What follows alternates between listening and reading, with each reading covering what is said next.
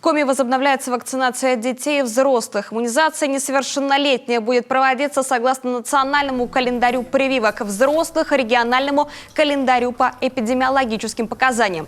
Трудовые мигранты получат вакцину от кори. Такое решение принято на заседании оперативного штаба по противодействию новой коронавирусной инфекции.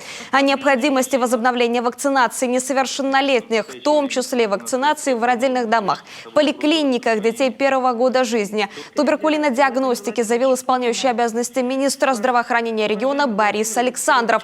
Он отметил, что уже 2 месяца с учетом рекомендаций федерального Минздрава дети не получают прививок, определенных национальным календарем. Это может повлечь угрозу распространения инфекционных заболеваний. Что, в общем, сложившаяся ситуация крайне опасна. Кроме того, могут быть экономические потери в связи со списанием дорогостоящих вакцин из-за окончания срока их годности.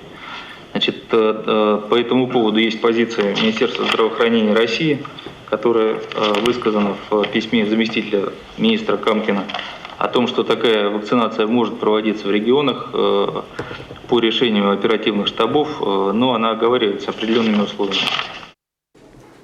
Речь идет о заблаговременном информировании о проведении вакцинации, предварительной записи организаций в поликлиниках, режима работы, исключающего скопления пациентов и соблюдении мер профилактики распространения COVID-19. Руководитель Коми Владимир Уйба и главный государственный санитарный врач Республики Людмила Глушкова инициативу Министерства здравоохранения поддержали.